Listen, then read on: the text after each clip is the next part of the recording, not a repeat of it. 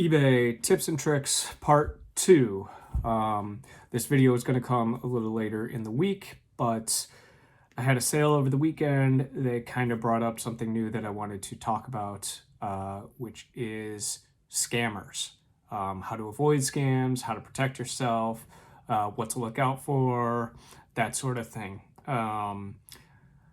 Before we get into the video, got to get the YouTube stuff out of the way, so make sure you like and subscribe to the channel if you like this sort of content. I'm going to try and do new tips and tricks every week based on my eBay experience over the last 20 years and stuff. So that's what we got. So today we're talking about scammers. So over the weekend I sold a copy of Pokemon Heart Gold for the Nintendo DS.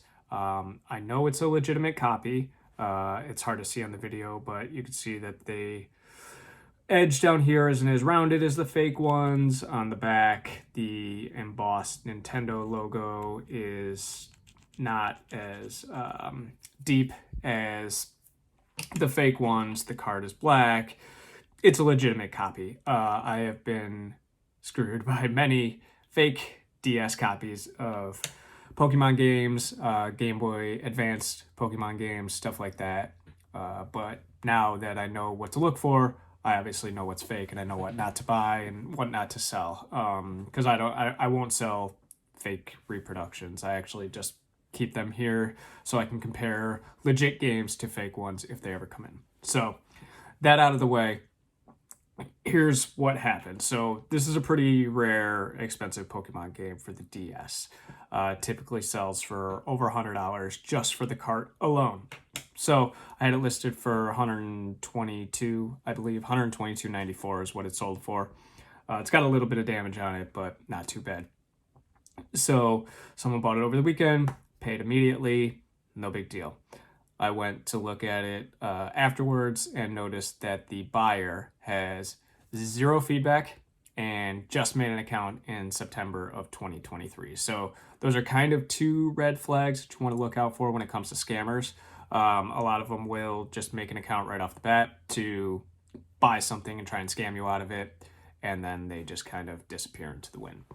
But I sometimes like to give people the benefit of the doubt that they just happen to, either start collecting video games or just start getting into the eBay scene and, they just started their account. They have to start somewhere. Everybody starts with 0. So I don't reject people that have 0 feedback, but I do protect myself as much as I can, especially with a game and something like this that, for one, is expensive, and 2, there's a lot of fakes out there. So what some of these scammers do, they will buy the legit version, and then when they receive it, they'll claim that it's a fake or reproduction, whatever, and they'll send you back a different version so that you end up getting stuck with the fake one and they have the real one that you sold them.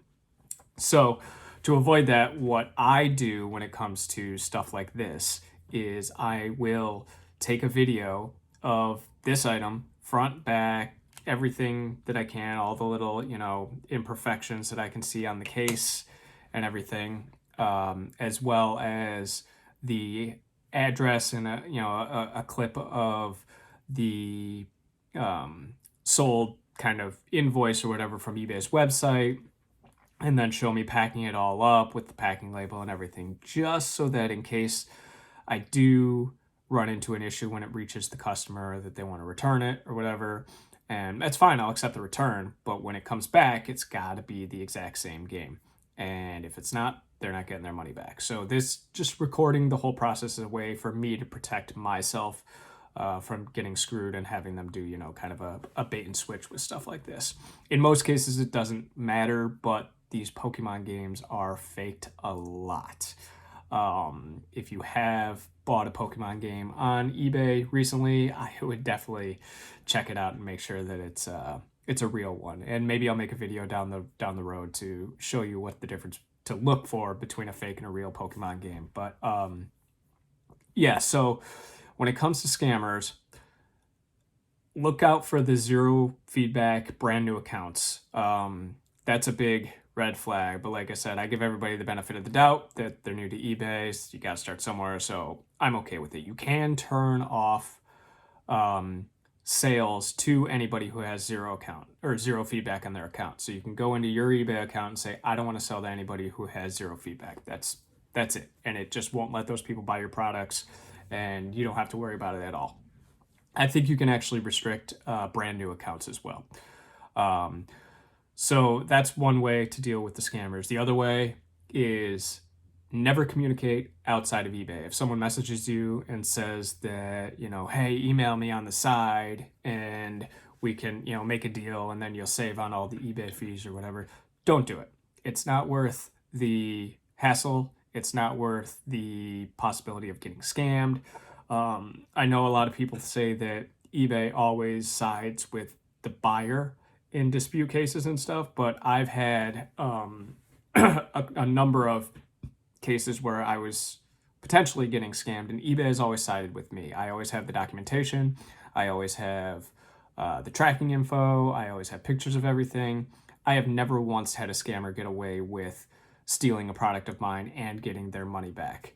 Or at least getting money back from me. If eBay gives them the money, that's not my problem. I still have my money. They have their product. It's fine.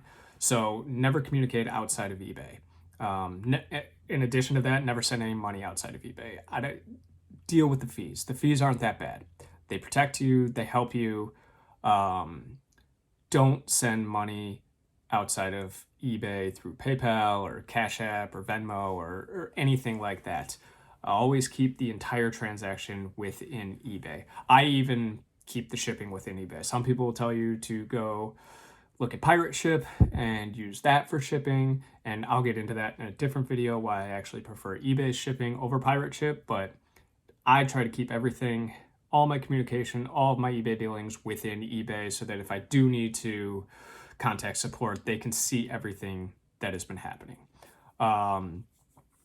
Let's see. Another thing with scammers, if a buyer claims they never received the item, but you see on the tracking information, and eBay can see on the tracking information, if you bought it through eBay, that the item was delivered and it was delivered to the address on the eBay account. Another thing, never ship to an address that they send you in a message. Always ship to the verified address within eBay. If they come back to you and they say, oh, I just moved and the address in eBay is not the correct one, can you please ship it to my new address? Tell them no. Be like, I could ship it to the old address, or we can cancel this order. You can update the address in eBay and then repurchase it, and I'll ship it to that address. But only send to the verified mailing address in eBay. It'll help you when it comes to the tracking and delivered status and stuff like that, where if a person says that they never received the item, but the tracking says that it was delivered, that's out of your hands. It's not your problem anymore. You have to direct them to the post office because it was delivered to the address that it was said it was. If it wasn't, then the post office messed up and it's on them to figure it out. I do sometimes try to work with the buyers depending on what's going on, if that issue does arise, but in most cases, it's not your problem as the seller. And scammers will try to say, the item never arrived, I want my money back. But if the tracking says delivered, you're not liable anymore. It's a post office issue, it's fine. Damaged stuff, little different, not really the same, and we could talk about that in a different video. As far as trying not to get scammed out of returns and stuff like that, if a buyer says that the item was received and it was damaged or it doesn't work properly or it's not as described, make sure they send you some pictures of what the item looks like when they got it. Have some pictures sent of the packing material and the package to see if there was any damage to the packing stuff. And if you're going to accept the return, tell them that they have to open a return request through eBay. Don't just send them a refund immediately. Have them return the item to you. Honestly, like, I would say probably more than half the time, if you say like, oh yeah, I'll happily, give you a refund on this or whatever, but you got to ship it back to me. You got to open up a return and ship it back to me. They don't. Like they just disappear. I've had a number of instances where people are like, oh, you sold me a video game, but the save battery doesn't work. And I put in a lot of it like, hey, there's no saved games on here. I don't know if the battery works. I'm not going to sit here and play Zelda all the way up to the first save point to see if it actually saves. If it doesn't, I'm sorry. I will happily, you can happily return the game to me and I'll send you your money back. I can send you a few bucks and you can have a battery go and, installed at a local game shop, whatever. But the last time I did this, some guy complained and I offered to refund the whole thing if he sent the game back to me. Crickets. Nothing. He didn't bother me again, left me positive feedback, and went on his way. So I don't know if the battery was really dead or if he was just having second thoughts of the purchase or what. But always have the returns, have them open the return process through eBay. And like I said, keep everything in eBay. And once you receive the item back, inspect it, make sure it's exactly the same item that you sent them and you're okay with it and it works correctly or doesn't or whatever, but make sure it's exactly what you sent them. And that's the whole reason I wanted to make this video, is because I'm a little worried that I'm going to ship out this legit copy of Heart Gold and they're going to receive it and be like, oh, this is a fake, it's a reproduction. I want my money back, blah, blah, blah. And then when they send something back, it's going to be either a fake one or not the same one that I sent them or something like that. So that's kind of the angle I was taking on this one. I wasn't really going to talk about scammers and stuff up front because it's not really something that new eBayers are really going to deal with a whole lot. Once you have a lot of items in your store, you start getting more scammers coming through, but there are easy ways to tell what's a scam, what's not, and easy ways to protect yourself. So the best thing, if you're worried about them, I would just say turn off zero feedback buyers, new buyers, and then keep all your communication within eBay and make sure you're selling to reputable people and you're inspecting all of your items before you sell them. And if they're expensive and you're worried about it, take some video of you packing it up so that you have that in case you have to show eBay later when someone sends the wrong thing back. So that's it for this week.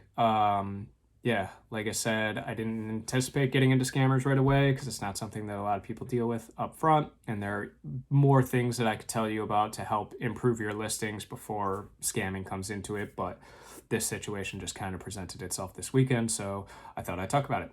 So yeah, let me know if you have any other tips or questions regarding scammers down in the comments. And if you want more eBay tips, subscribe to the channel, and we'll be back next week with some more. All right.